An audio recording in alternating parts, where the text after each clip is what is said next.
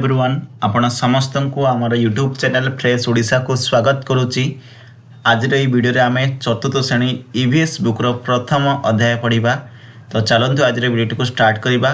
समस्त की रिक्वेस्ट रही समस्ते वीडियो को शेष पर्यंत देखिए। वीडियो को शेष पर्यंत देखले कंप्लीट पाठटी बुझीपारे।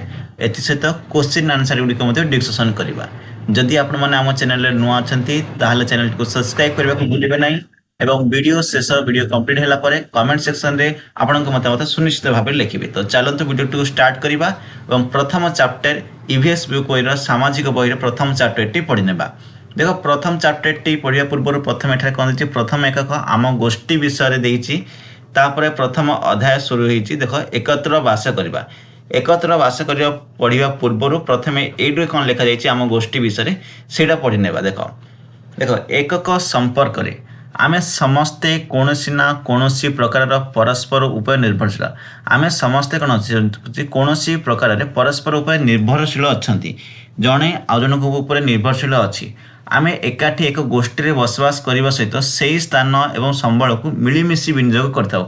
आमे समस्ते एकाठी बसवास कर मानव समाज में आमे समस्ते मिसी बसवास कर जेकोसी संबल अच्छे। संबल माने कौन देख खनिज पदार्थ हो कि जेकोसी जिनस हो से सब आमे यही व्यवहार कर समस्ते मिलमिशी विनियोग कर नियमित परस्पर मध्य सुसंपर्क एवं उत्सव और पर्वपर्वाणी उपभोग करी निज निज मध्य संपर्क को सुदृढ़ करिथाउ।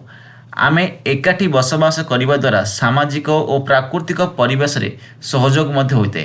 भाव आदान प्रदान करवा परस्पर मध्य श्रद्धा भक्ति सम्मान बजाय रखा। तापर कौन शिक्षार्थी माने विद्यालय डाक्तरखाना बैंक एवं बाजार सहित से चारिपाखे विभिन्न संगठन पर जानी संबंध जानी आपण मैंने शिक्षार्थी मैंने देख पिलाने एटा कौन अच्छे से जनसाधारण मानकर भूमिका और व्यवहृत सामग्री एवं एक स्थायी समाजर विकास से अवदान को बुझाते। देख ये कौन लिखा जाइए परिवहन जोगु जनसाधारण एवं विभिन्न सामग्रीर विभिन्न स्थान को पठा जावाई साहाय्य करता है। परिवहन कौन से गोटे जिनिस को गोटे स्थान रु आउ गोटे स्थान को पठाइबा साहाय्य करता है। समय अनुसार जोगाजोगर किपरि उन्नति घटी से जाना पाई। समय अनुसार जोगाजोगर किपरि उन्नति घटी से जाना पाई। समय सहित परिवहन और जोगाजोग एकत्रित भाव में विकसित होइछि। समय बढ़िया सहित परिवहन एवं जोगाजोग उन्नति होइछि बोली कहुछि। सेमाने उपयुक्त स्थान चिन्हट करी यार चित्र नक्शा और मानचित्र सीमा चिन्ह माध्यम विभिन्न स्थान परिचय और दिग चिन्हट कर कौशल हासिल कर। देख वर्तमान नक्शा माध्यम मानचित्र माध्यम कौन सी देशर सीमा हो जो लैंडमार्क अच्छी से बाहर कर समर्थ होती। आउ कौन देखा लिखा जाइए शिक्षकों सूचना यहाँ स्किप करिया पिला माने। चलो वर्तमान प्रथम पाठ आसवा। प्रथम पाठ हूँ एकत्र बास करवा। एकत्र बास करवा आ पाठटी पढ़िया पूर्व सर्वप्रथम एकत्र बास कर अर्थ कौन। एकत्र मासे माने समस्ते मिलमिशी गोटे थर गोटे जगह बास करने को एकत्र बास करवा बोली लिखा जाइए। तो विषय डिटेल्स कौन लिखा जाइए पढ़िया। वर्तमान मो ग्राम चारिपाखरे एक भ्रमण से कहूँ मो ग्राम चारिपाखरे एक भ्रमण। मोर नाम चंदन। चंदन बोली गोटे पिलाटी अच्छी। मु गोटे आदर्श ग्राम बास करे। मु गोटे आदर्श ग्राम बास करे मतलब गोटे भल ग्राम बास करे। मो घर निकट में गोटे बड़ खेल पड़ियाटी अच्छी। तार घर निकट में कौन अच्छी गोटे बड़ खेल पड़ियाटी अच्छी। विद्यालय छुट्टी पर मो सांग मान सहित कबाड़ी एवं अन्य खेल खेलवाई सेठाकू जाए। देख घर पाखे गोटे खेल पड़ियाटी अच्छी। से खेल पड़ियाटी विद्यालय बंद होगापर से खेल पड़िया को सी कबाड़ी एवं अन्य खेल खेलवाई सेठाकू सी जाए बोली कहूँ। से खेल पड़ियार गोटे कोण रे एक बड़ बर गछटे रही। से जो खेल पड़ियाटी अच्छी से खेल पड़िया गोटे कोण रे गोटे कौन अच्छी विराट बड़ गोटे बर गछटे रही। जहाँ बेले आमर वयस्क लोक मैंने परस्पर मध्य आलोचना एकत्रित होती जो कि जो वयस्क लोक मैंने अच्छा से आलोचना परस्पर आलोचना से एकत्रित होती। आस तुम चारिपाख देखाइबी। वर्तमान सी कहूँ आस मु तुमको चारिपाख को देखाइबी बोली कही। गोटे चित्र देती चित्र आपने देखिपे गोटे आदर्श ग्राम अच्छी पे तापर आसी देख चंदनर गाँ चित्र को देख। चित्र कौन देखु तले लिख देख चंदनर गाँ चित्र को देख। ये चंदनर यहाँ हूँ गाँ। ये चित्र में तुम्हें कौन लक्ष्य कर ଲେଖିବାକୁ ପିଲାମାନେ କହିଛି। ସର୍ଟକଟ୍ରେ ମୁଁ ଆପଣମାନଙ୍କୁ ଜଣାଇ ଦେଉଛି ଚିତ୍ରରେ ଆମେ କ'ଣ ଲକ୍ଷ୍ୟ କରିଛନ୍ତି ସେଇଟା ବର୍ତ୍ତମାନ ଏଠାରେ ଲେଖାଯିବ ପିଲାମାନେ। ଦେଖ ପିଲାମାନେ ଏପରି କିଛି ଲେଖିପାରିବ ଯେପରିକି ଏହି ଚିତ୍ରଟି ଏକ ସୁନ୍ଦର ଗ୍ରାମୀଣ ପରିବେଶ ଯେଉଁଟାକି ଗୋଟେ ଭିଲେଜର ସିନ୍କୁ ଦର୍ଶାଉଛି। ଚିତ୍ରରେ ଅନେକ ଗୁଡ଼ିକ ଜିନିଷ ଦେଖିବାକୁ ମିଳୁଛି ଯାହାର ବିବରଣୀ ମୁଁ ବର୍ତ୍ତମାନ ଆପଣମାନଙ୍କୁ ଜଣାଉଛି। ପ୍ରତ୍ୟେକ ପରିବେଶ ଏବଂ ଗଛଲତା ଦେଖ ଚିତ୍ରର ଦୁଇ ପାଖରେ ବଡ଼ ବଡ଼ ସବୁଜ ଗଛ ରହିଛି। ଏହି ଚିତ୍ରଟିର ଦୁଇ ପାଖରେ ବଡ଼ ବଡ଼ ଦୁଇଟା ସବୁଜ ଗଛ ରହିଛି। ଡାହାଣ ପଟେ ଏକ ବଡ଼ ବରଗଛ ଅଛି ଯାହାର ଓହଳ ଝୁଲିକି ପଡ଼ିଛି ପିଲାମାନେ। ଦେଖ ଡାହାଣ ପଛେ ଗୋଟେ ବଡ଼ ବରଗଛ ଅଛି। ଗଛ ଉପରେ ଏକ ମାଙ୍କଡ଼ ବସିଥିବାର ମଧ୍ୟ ଦେଖାଯାଉଛି। ଆକାଶରେ କିଛି ପକ୍ଷୀ ମଧ୍ୟ ଏଠାରେ ଉଡ଼ୁଛନ୍ତି। ତାପରେ କ'ଣ ଦେଖ ଗାଁ ମଝିରେ କିଛି ପକ୍କା ଘର ଅଛି। ଏ ଯେଉଁ ଗାଁ ମଝିରେ କିଛି ପକ୍କା ଘର ଅଛି ସେଥି ମଧ୍ୟରୁ ଗୋଟିଏ ହଳଦିଆ ରଙ୍ଗର ପୋଷ୍ଟ ଅଫିସଟି ପିଲାମାନେ ଦେଖ ଏଇଟା ହେଉଛି ଗୋଟେ ପୋଷ୍ଟ ଅଫିସ। ପୋଷ୍ଟ ଅଫିସଟି ଅଛି ତା ସାମ୍ନାରେ ଗୋଟେ ଲାଲ ରଙ୍ଗର ଗାଡ଼ି ମଧ୍ୟ ଏଠାରେ ଛିଡ଼ା ଯାଇଛି। ଦେଖ ଲୋକମାନେ କିଛି କାର୍ଯ୍ୟକଳାପ କରୁଛନ୍ତି। ରାସ୍ତାରେ ଜଣେ ବ୍ୟକ୍ତି ସାଇକେଲ ପଛରେ କିଛି ଜିନିଷ ବାନ୍ଧିକିରି ନେଉଛି। ତା ସାମ୍ନାରେ ଜଣେ ବ୍ୟକ୍ତି ଛିଡ଼ା ହୋଇ ମୋବାଇଲ ଫୋନରେ କାହା ସହିତ କଥା ହେଉଛି ଦେଖିଥିବେ।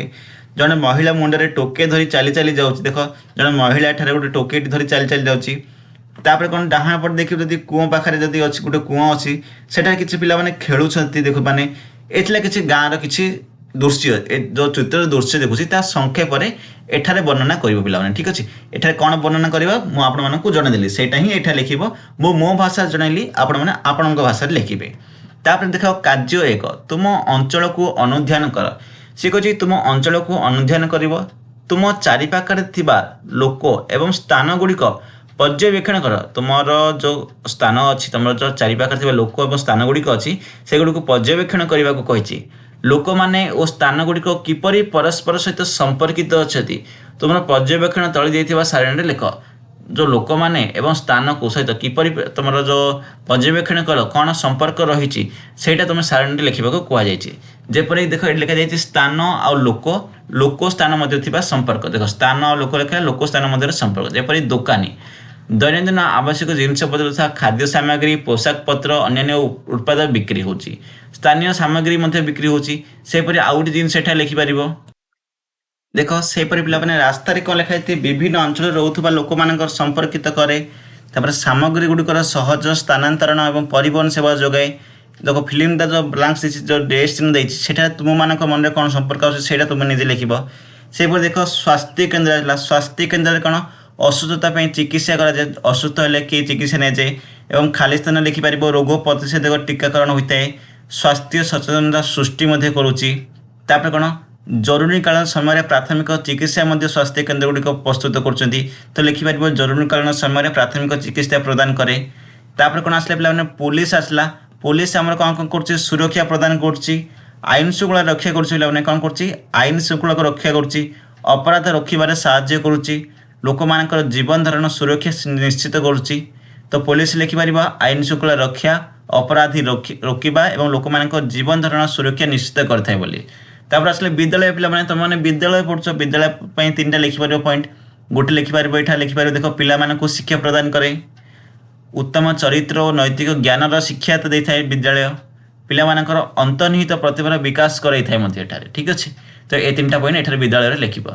ତାପରେ କ'ଣ ଆସିଲା ପିଲାମାନେ ଦେଖ ତୁମ ଅଞ୍ଚଳରେ ପାର୍କ ବିଦ୍ୟାଳୟ ଡାକ୍ତରଖାନା ଏବଂ ବସଷ୍ଟାଣ୍ଡ ଭଳି ସ୍ଥାନ ଗୁଡ଼ିକ ତୁମମାନଙ୍କ ପାଇଁ କାହିଁକି ଗୁରୁତ୍ୱପୂର୍ଣ୍ଣ। ଦେଖ ସିଏ କହିଛି କି ତୁମ ଅଞ୍ଚଳରେ ପାର୍କ ବିଦ୍ୟାଳୟ ଡାକ୍ତରଖାନା ବସଷ୍ଟାଣ୍ଡ ଗୁଡ଼ିକ ପାଇଁ କ'ଣ ତୁମ ପାଇଁ ଗୁରୁତ୍ୱପୂର୍ଣ୍ଣ ରହିଛି ସେଇଟା ଲେଖିବ। ଏଇଠି କାହିଁକି ଗୁରୁତ୍ୱପୂର୍ଣ୍ଣ ପିଲାମାନେ କମେଣ୍ଟ ସେକ୍ସନରେ ଗୋଟେ ସର୍ଟକଟ୍ରେ କହିଲ ତାପରେ ମୁଁ କହିବି। ଦେଖ ପିଲାମାନେ ପ୍ରଥମେ ଆସିଲା କ'ଣ ଦେଖ ବିଦ୍ୟାଳୟ ଡାକ୍ତରଖାନା ପାର୍କ। ବିଦ୍ୟାଳୟ ଡାକ୍ତରଖାନା ପାର୍କ ତ ବିଦ୍ୟାଳୟ କ'ଣ କରେ ବିଦ୍ୟାଳୟ ଆମକୁ ଜ୍ଞାନ ଏବଂ ଉତ୍ତମ ଶିକ୍ଷା ଦେଇଥାଏ। ତେଣୁପାଇଁ ଆମତିକି ବିଦ୍ୟାଳୟ ହେଉଛି ବହୁତ ଗୁରୁତ୍ୱପୂର୍ଣ୍ଣ। ଡାକ୍ତରଖାନା ଅସୁସ୍ଥ ସମୟରେ ଆମର ଚିକିତ୍ସା କରି ଜୀବନ ରକ୍ଷା କରିଥାଏ। ତେଣୁକରି ଡାକ୍ତରଖାନା ହେଉଛି ଗୁରୁତ୍ୱପୂର୍ଣ୍ଣ। ପାର୍କ କାହିଁକି ଗୁରୁତ୍ୱପୂର୍ଣ୍ଣ ଖେଳକୁଦ ଓ ଶାରୀରିକ ବ୍ୟାୟାମ ଏବଂ ମାନସିକ ମନୋରଞ୍ଜନରେ ସାହାଯ୍ୟ କରେ। ମାନସିକ ମନୋରଞ୍ଜନ ମଧ୍ୟ ମଣିଷକୁ ଆବଶ୍ୟକ ହୋଇଥାଏ। ତେଣୁକରି ପାର୍କ ମଧ୍ୟ ଆବଶ୍ୟକ ରହିଛି ବିଦ୍ୟାଳୟର ଆବଶ୍ୟକ ହେଲା। ତାପରେ କ'ଣ ହେଲା ପିଲାମାନେ ବସଷ୍ଟାଣ୍ଡ ବସଷ୍ଟାଣ୍ଡର ନିହାତି ଆବଶ୍ୟକ ପଡ଼ୁଛି। ଗୋଟିଏ ସ୍ଥାନରୁ ଅନ୍ୟ ସ୍ଥାନକୁ ଯଦି ଆମେ ପରିବହନ କରିବା ଯଦି ଯାତାୟାତ କରିବା ତାହେଲେ ବସଷ୍ଟାଣ୍ଡର ଆବଶ୍ୟକ ପଡ଼ିବ। ତେଣୁକରି ବସଷ୍ଟାଣ୍ଡର ମଧ୍ୟ ସୁବିଧା ଆବଶ୍ୟକ ରହିଛି। ଏସବୁ ସେଥିପାଇଁ ଆମତିକି ଗୁରୁତ୍ୱପୂର୍ଣ୍ଣ ବୋଲି ଏଠାରେ ଲେଖିବ। ଦେଖ ପିଲାମାନେ ମୁଁ ଯେଉଁଟା କହୁଛି ସେଇଟା ହିଁ ତୁମେମାନେ ଲେଖିବ। ଏଠାରେ ଇଜିଲି ଲେଖିପାରିବ କିଛି ଅସୁବିଧା ନାହିଁ ପିଲାମାନେ। ଏଇଠି ଦେଖ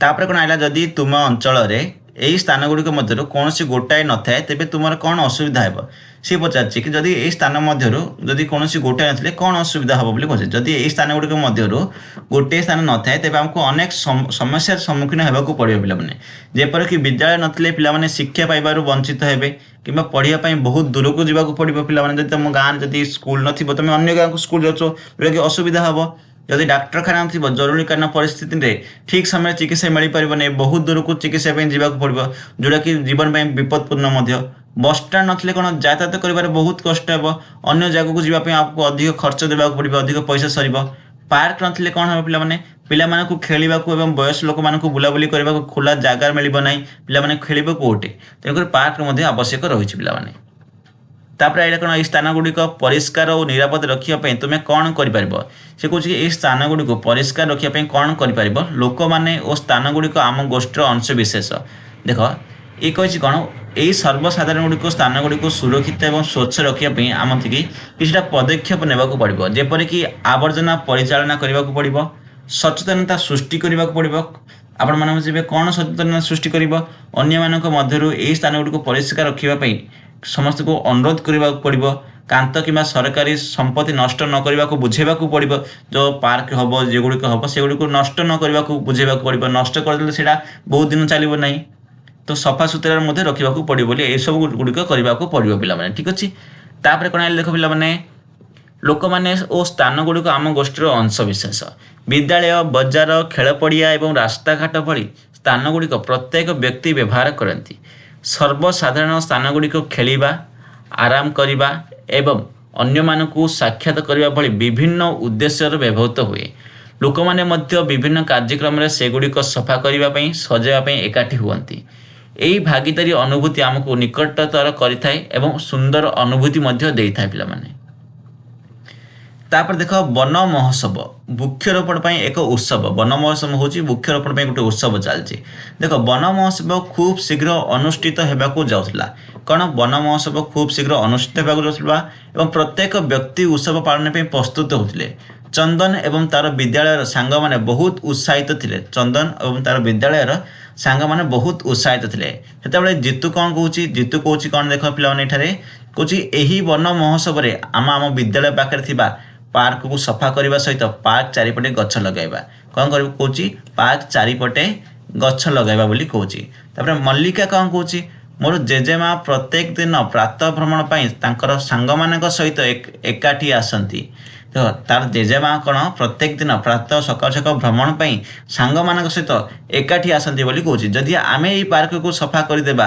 एवं वृक्षरोपण करवा से भ्रमण को अधिक उपभोग करें एवं श्वासक्रिया स्वच्छ वायु मध्य पाइपर जीतू कौच कि आम कौन करवा आम पार्क को सफा करवा और चारिपटे गछ लगेगा से मल्लिका कौच मो जेजेमा एठा को बुलवाक आसुच्च सांग मान सहित जदि आम एगुड़ी सफा करदेबा वृक्षरोपण करदेबा ताहाले आम भ्रमण कर उपभोग करें सठिक भाव में श्वासक्रिया स्वच्छ वायु मध्य पाइपर पे स्वच्छ वायु पाइबा कौन आवश्यक गछ लगेबार आवश्यक रही जिते अधिक गछ लगे से आम अम्लजान बढ़ अम्लजान बढ़ले स्वच्छ वायु मध्य पाइबे आम गछ कौन करता है पिलाने अंगारकाम्ल को ग्रहण करता एवं ऑक्सीजन को बाहर जो अच्छी ऑक्सीजन को से वायुमंडल को छाड़ी थाए ऑक्सीजन आम श्वासक्रिया कौन ऑक्सीजन आवश्यक रही तेणुकर श्वासक्रिया स्वच्छ वायु आवश्यक होची कौन कही चंदन पिला हाँ आस आम परिवार सदस्य मानक निमंत्रण करवा तापर चंदन कौच चल परिवार सदस्य मानक निमंत्रण करवा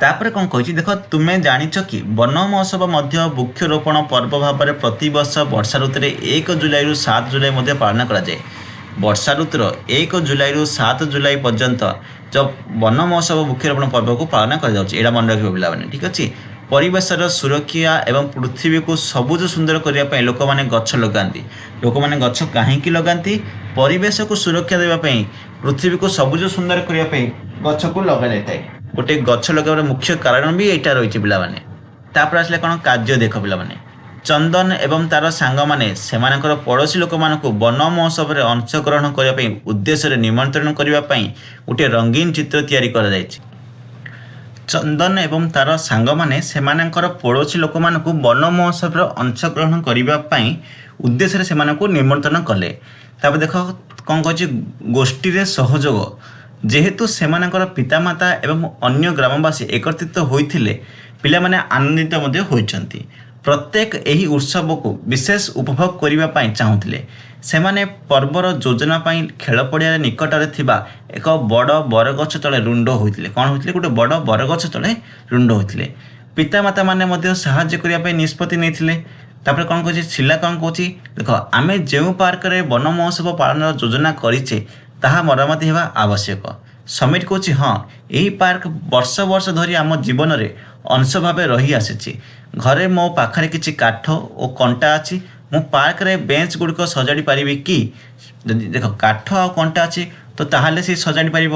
ତାପରେ କ'ଣ କହୁଛି କବିତା? ମୁଁ ପାର୍କ ପାଖରେ ଥିବା ରାସ୍ତା କଡ଼ର ବିଜୁଳି ବତୀ ମରାମତି କରିପାରିବି କି? ମୁଁ ପାର୍କ ପାଖରେ ଥିବା ରାସ୍ତା କଡ଼ର ବିଜୁଳି ବତୀ ଗୁଡ଼ିକ ମରାମତି କରିପାରିବି କି? ତାପରେ କ'ଣ କହୁଛି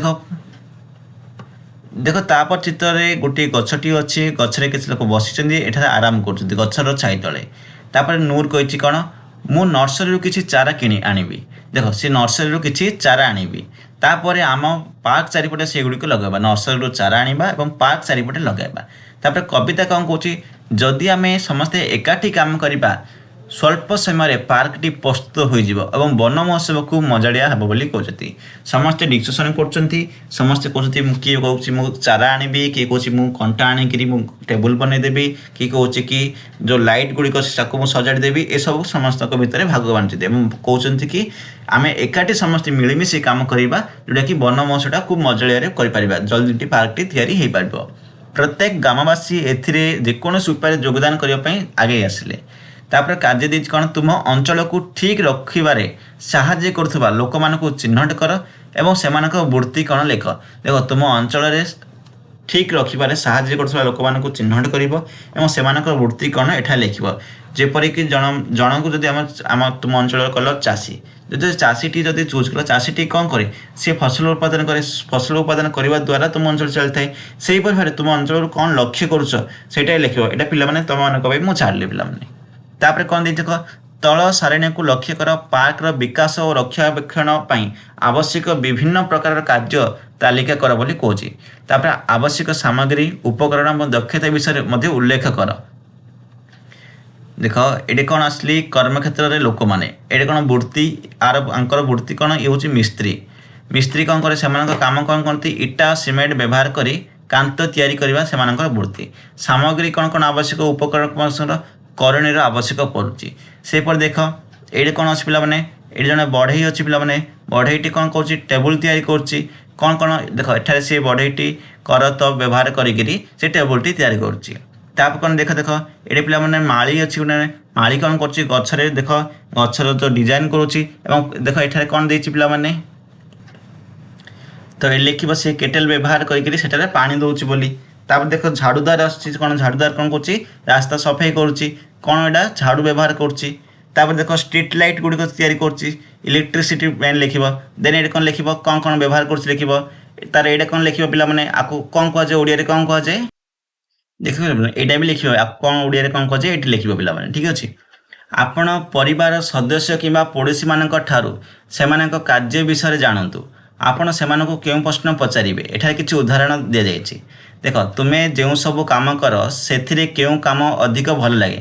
ତୁମେମାନେ ଯେଉଁ ସବୁ କାମ କରୁଛ ସେଥିରୁ ତୁମକୁ କେଉଁ ସବୁ କାମ ଭଲ ଲାଗେ ସେଇଟା ଲେଖିବ। ତୁମେ କେଉଁ ପ୍ରକାରର ଉପକରଣ କିମ୍ବା ଜିନିଷ ବ୍ୟବହାର କରୁଛ ସେଇଠି ଲେଖିବ। ତୁମେ କେଉଁ କେଉଁ ପ୍ରକାର ଆହ୍ୱାନର ସମ୍ମୁଖୀନ ହେଲ ଏଇଟା ମଧ୍ୟ ଲେଖିବାକୁ କୁହାଯାଇଛି। ତାପରେ ବନ ମହୋତ୍ସବ ପାଳନ ହୋଇଛି ପିଲାମାନେ। ବନ ମହୋତ୍ସବ ପାଳନ ପାଇଁ ପିଲାମାନେ ସେମାନଙ୍କର ପରିବାର ସଦସ୍ୟଙ୍କ ସହିତ ପାର୍କକୁ ଏକାଠି ହୋଇଥିଲେ। ମଲ୍ଲିକା କାର୍ଯ୍ୟକ୍ରମ ଘୋଷଣା କରିବା ପାଇଁ ଏକ ମାଇକ୍ରୋଫୋନ୍ ବ୍ୟବହାର କରିଥିଲା। ମାଇକ୍ରୋଫୋନ୍କୁ ବ୍ୟବହାର କରାଯାଇଥିଲା ମଲ୍ଲିକାଟି କାର୍ଯ୍ୟକ୍ରମ ଯେଉଁ ଅଛି ତାକୁ ଘୋଷଣା କରିବା ପାଇଁ।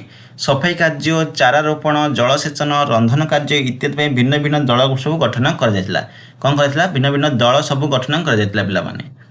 ତାପରେ କ'ଣ ହେଉଛି? ସେମାନେ ଏକାଠି କାମ କରିବା ସହିତ ପରସ୍ପରକୁ ସାହାଯ୍ୟ ମଧ୍ୟ କରିଥିଲେ। ବର୍ତ୍ତମାନ ନୂତନ ଭାବରେ ରୋପିତ ଚାରା, ପରିଷ୍କାର ରାସ୍ତା, ଚିତ୍ରିତ କାନ୍ଥ ସହିତ ପାର୍କ ଆକର୍ଷଣୀୟ ମଧ୍ୟ ଦେଖାଯାଉଥିଲା। ତାପରେ ଦେଖ ପିଲାମାନେ, ଏଠି କିଛି ନଦୀ ପାର ହେବା ପାଇଁ ଗୋଷ୍ଠୀ ନିର୍ମିତ ପୋଲ। ଦେଖ, ନଦୀ ପାର ହେବା ପାଇଁ କେତେକ ଗୋଷ୍ଠୀ ମିଶିକିରି ଗୋଟେ ପୋଲ ନିର୍ମାଣ କରୁଛନ୍ତି। ଚିତ୍ରରେ ଦେଖିପାରୁଥିବ। ଠିକ୍ ଅଛି। ସେଇଟା ମଧ୍ୟ ଦେଖ, ଏଇଠି ଯଦି ପଢ଼ିବା ଆମେ, ବର୍ଷା ଋତୁରେ ଛତିଶଗଡ଼ର କଙ୍କରଠାରେ ଥିବା ଚିନାର ନଦୀରେ ବହୁ ସମୟରେ ଅଧିକ ଜଳ ପ୍ରବାହିତ ହେଉଥାଏ। ବର୍ଷା ଋତୁରେ କ'ଣ ହେଉଛି ଛତିଶଗଡ଼ର କଙ୍କରଠାରେ ଗୋଟେ ଚିନାର ନଦୀ ବୋଲି ଅଛି, ସେଠାରେ ବହୁତ ଜଳପ୍ରବାହ ହେଉଛି। ଜିନିଷପତ୍ର ସ୍ଥାନାନ୍ତରୀକରଣ ଯାନବାହନ ଚଳାଇବା ବହୁତ କଷ୍ଟ ହୋଇଥାଏ। ବିଦ୍ୟାଳୟ ଏବଂ ଡାକ୍ତରଖାନାରେ ପହଞ୍ଚିବା ଏକ ବଡ଼ ଆହ୍ୱାନ ହୋଇଥାଏ ପିଲାମାନେ। 2024 ମସିହାରେ ଏପରି ଏକ ବର୍ଷା ଋତୁରୁ ସବୁ ଗୋଷ୍ଠୀ ଏକାଠି ହୋଇ ବାଉଁଶ, ପଥର ଏବଂ ଅନ୍ୟାନ୍ୟ ସାମଗ୍ରୀ ବ୍ୟବହାର କରି ମାତ୍ର 2 ଦିନରେ ଏକ ସରଳ ଏବଂ ଦୃଢ଼ ପୋଲ ନିର୍ମାଣ କରିଥିଲେ। ବର୍ତ୍ତମାନ ଶିକ୍ଷାର୍ଥୀମାନେ ସେମାନଙ୍କ ବିଦ୍ୟାଳୟରେ ପହଞ୍ଚି ପାରିଲେ ଏବଂ ଗ୍ରାମବାସୀମାନେ ସହଜରେ ନଦୀ ପାର ହୋଇପାରିଲେ। ପିଲାମାନେ ଗ୍ରାମବାସୀମାନେ କ'ଣ କଲେ, ସହଜରେ ସେମାନେ ନଦୀ ପାର ମଧ୍ୟ ହୋଇପାରିଲେ। ତାପରେ ଦେଖ, ଆବଶ୍ୟକ ସମୟରେ ଗୋଷ୍ଠୀଗୁଡ଼ିକ ଏକତ୍ରିତ ହେବା ଗୁରୁତ୍ୱପୂର୍ଣ୍ଣ। ଏହି ବିଷୟରେ ତୁମମାନଙ୍କର ମତ କ'ଣ ବୋଲି ସେ ପଚାରିଛି। ଆବଶ୍ୟକ ସମୟରେ ଗୋଷ୍ଠୀମାନଙ୍କର ଏକତ୍ରିତ ହେବା ଗୁରୁତ୍ୱପୂର୍ଣ୍ଣ କି ସୁନିଶ୍ଚିତ ଭାବେ ଗୁରୁତ୍ୱପୂର୍ଣ୍ଣ। ଯେତେବେଳେ ଆବଶ୍ୟକ ଗୋଷ୍ଠୀ ମିଶିକିରି ଯଦି ଗୋଟିଏ କାମକୁ କରିବ ତାହେଲେ ସେଇଟା ଜଲ୍ଦି ହୋଇଥାଏ ଏବଂ କାମଟି ହୋଇପାରିଥାଏ। ତେଣୁକରି ଆବଶ୍ୟକ ରହିଛି। ତୁମ ଅଞ୍ଚଳର ଲୋକମାନେ ଏକତ୍ରିତ ହୋଇ ପରସ୍ପରକୁ ସମର୍ଥନ କରନ୍ତି କି? ତୁମ ଅଞ୍ଚଳରେ କରନ୍ତି କି ନାହିଁ ଲେଖିବ। ଏଠି ଲେଖିବ ହଁ ଏପରି ଏକ ଘଟଣା ମନେ ପକାଇ ପାରିବ କି ତୁମ ଅଞ୍ଚଳରେ ଏପରି କିଛି ଘଟଣା ହୋଇଥିବ, ତାହେଲେ ଏଠି ଲେଖିବ। ଯେପରି ଗାଁର ଲୋକମାନେ ଏକ ସମସ୍ୟାର ସମାଧାନ ପାଇଁ ଏକାଠି ହୋଇଥାନ୍ତି, ସେହିପରି ଆମର ବିଦ୍ୟାଳୟ ଏବଂ ପଡ଼ୋଶୀମାନେ ମଧ୍ୟ ବିଶେଷ କାମ ପାଇଁ ଏକାଠି ହୋଇଥାନ୍ତି ପିଲାମାନେ, ଓ ପରସ୍ପର ଉପରେ ନିର୍ଭର ମଧ୍ୟ କରିଥାନ୍ତି। ପରସ୍ପର ଉପରେ କ'ଣ କରୁଛନ୍ତି, ନିର୍ଭର ମଧ୍ୟ କରୁଛନ୍ତି। ତାପରେ କ'ଣ ରହିଛି ଦେଖ, ତୁମେ ଜାଣିଛ କି ଗୋଟିଏ ପିମ୍ପୁଡ଼ି ବନ୍ଧା ହେଉଛି ପିମ୍ପୁଡ଼ି ଗୋଷ୍ଠୀର ଏକ ଉଦାହରଣ, ଯେଉଁଠାରେ ପ୍ରତ୍ୟେକଙ୍କ ଏକ ବିଶେଷ କାର୍ଯ୍ୟ ଥାଏ। ଯେପରି ମନୁଷ୍ୟମାନଙ୍କର ଗୋଷ୍ଠୀରେ ମଧ୍ୟ କିଛି ଭୂମିକା ରହିଛି, ସେପରି ପିମ୍ପୁଡ଼ି ଖାଦ୍ୟ ସଂଗ୍ରହ କରନ୍ତି, ଅନ୍ୟମାନେ ଶିଶୁମାନଙ୍କର ଯତ୍ନ ନିଅନ୍ତି, କିଛି ସେମାନଙ୍କ ଘର ସୁରକ୍ଷା କରନ୍ତି। ଯେପରି ଗୋଷ୍ଠୀର ଲୋକମାନେ ମଧ୍ୟ ଜୀବନକୁ ଉନ୍ନତି କରିବା ପାଇଁ ଏକତ୍ର କାମ କରନ୍ତି। ମହୁମାଛି ମଧ୍ୟ ଏକ ଗୋଷ୍ଠୀ ଭାବରେ କାର୍ଯ୍ୟ କରନ୍ତି, ଯେଉଁଥିରେ ପ୍ରତ୍ୟେକ ସଦସ୍ୟଙ୍କ ଖାଦ୍ୟ ସଂଗ୍ରହ କରିବା, ଛୋଟ ପିଲାମାନଙ୍କୁ ସୁରକ୍ଷା ଦେବା, ମହୁ ଫେଣା ତିଆରି କରିବା ଭଳି ଉଦ୍ଦିଷ୍ଟ ରହିଥାଏ। ପିଲାମାନେ ଦେଖ, ମିଳିମିଶି ଭୋଜନ କରିବା। ବୃକ୍ଷରୋପଣ ପରେ ଚନ୍ଦନ ଏବଂ ତାର ସାଙ୍ଗମାନେ ସେହି ସ୍ଥାନ ଆଡ଼କୁ ଦୌଡ଼ିଲେ ଯେଉଁଠାରେ ଖାଦ୍ୟ ରନ୍ଧା ହେଉଥିଲା। ଦେଖ, ବୃକ୍ଷରୋପଣ ସରିଲା ପରେ ସେମାନେ ଗୋଟିଏ ସ୍ଥାନକୁ ଗଲେ ଯେଉଁଠି ସେ ଖାଦ୍ୟ ରନ୍ଧା ହେଉଥିଲା। ଗ୍ରାମର ଲୋକମାନେ ପନିପରିବା ଏବଂ ଖାଦ୍ୟଶସ୍ୟ ଆଣୁଥିଲେ। ଗ୍ରାମର ଲୋକମାନେ କ'ଣ ପନିପରିବା ଏବଂ ଖାଦ୍ୟଶସ୍ୟକୁ ଆଣୁଥିଲେ। ସେମାନଙ୍କର କଠିନ ପରିଶ୍ରମ ପରେ ଆନନ୍ଦ ଉପଭୋଗ କରିବା ପାଇଁ ଗୋଟିଏ ଗୋଷ୍ଠୀ ଭୋଜନର ଉଦ୍ଦିଷ୍ଟ ହୋଇଥିଲା। ପିଲାମାନେ ସବୁ କାମ ସରିଲା, ତାପରେ ସେମାନଙ୍କର ଆନନ୍ଦ ପାଇଁ, ସେମାନଙ୍କର ଉପଭୋଗ ପାଇଁ ଗୋଟିଏ ଗୋଷ୍ଠୀ ଭୋଜନର ଉଦ୍ଦିଷ୍ଟ କରାଯାଇଥିଲା। ଦେଖ ପିଲାମାନେ, ପାଠରୁ ହିଁ ତୁମେ ଜାଣିପାରୁଥିବ एकत्र लिखा जाए माने कौन कहछि एकत्र माने एकाठी एकाठी मिसी सब किसी मिलीमिशी सब करछथि सेटा ही एठारे वर्णना कर जायछि पिला माने देख गोटे भोजन आरंभ कर जायछि समस्त मिलीमिशी एथरे भोजन करछथि तापर कोन लिखा समस्त एकाठी खाइबा को बसिथिले पिला माने कदली पत्र बंटन करथिले एवं अन्य स्वेच्छासेवी माने खाद्य परिवेषण करथिले समस्ते उत्साहित होई कथाबार्ता होथिले स्वादिष्ट खाद्य सहित हस मजा मध्य करथिले भोजी पर पत्र गुड़िक एकत्र गोटे गाତରେ फिंगी दिया गला तापर कौन कह देख आशा लिखा तुम परिवार किंबा गोष्ठी विषय चिंता कर से कहते तुम परिवार किंबा गोष्ठी विषय चिंता कर पर्व किंबा अन्य कौनसी अवसर पर प्रस्तुति करने समय तुम्हें किपरि परस्पर को साहाय्य कर सेटा एठी लिखा कहुए